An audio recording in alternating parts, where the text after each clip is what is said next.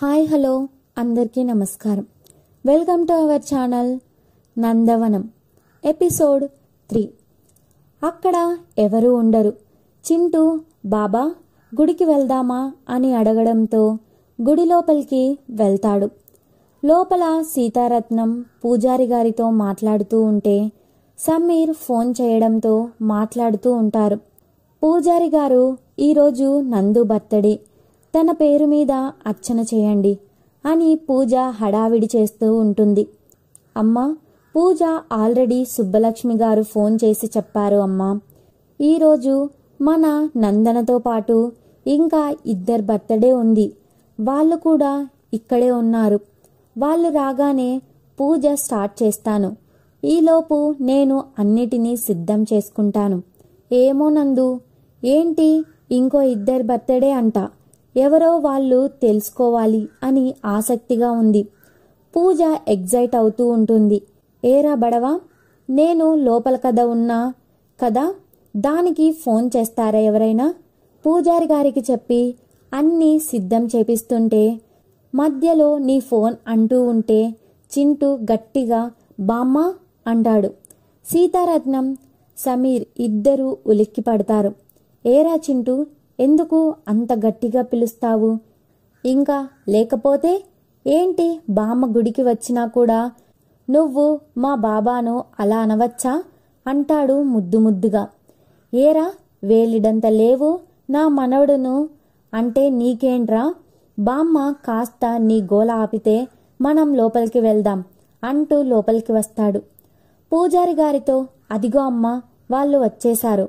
నందన మిత్రులు అంతా birthday wishes చేస్తూ ఉంటే రిప్లై ఇస్తూ ఉంటుంది ఫోన్లో.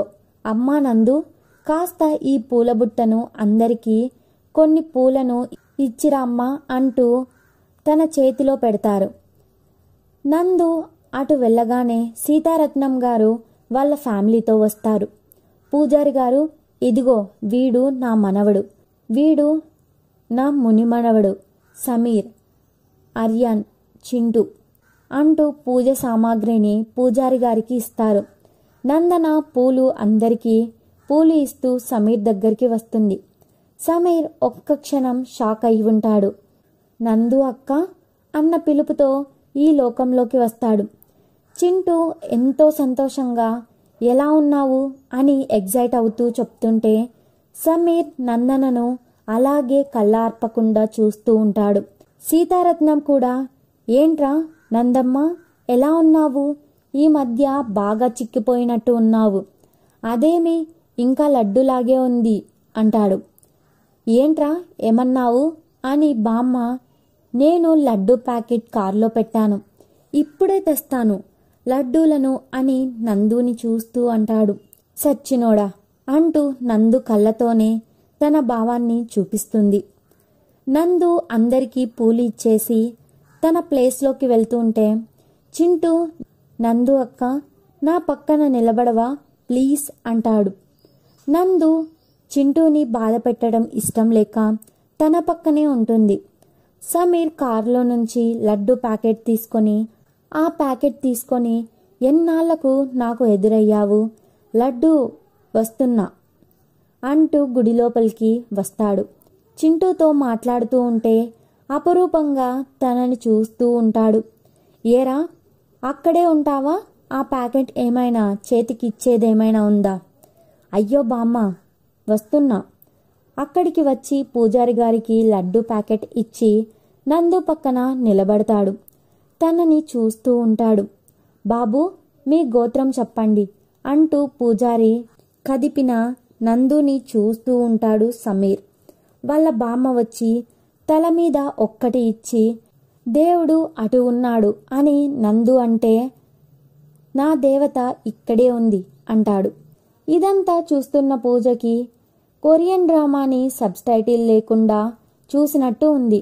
ఏంటి బాబా, నాకు ఏంటి ఈ కన్ఫ్యూజన్ అంటూ నందు వైపు చూస్తూ ఉంటుంది.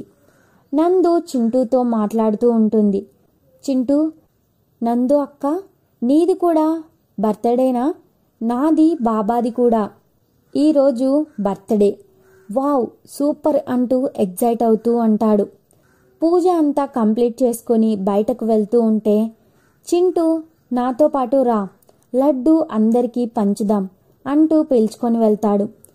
గుడిలో అందరికీ లడ్డూను పంచుతుంటే సమీర్ తనని చూస్తుంది నందు. సచ్చినోడు గుడ్లగూబలా చూస్తున్నాడు. తన కోపాన్ని చూపిస్తుంటుంది.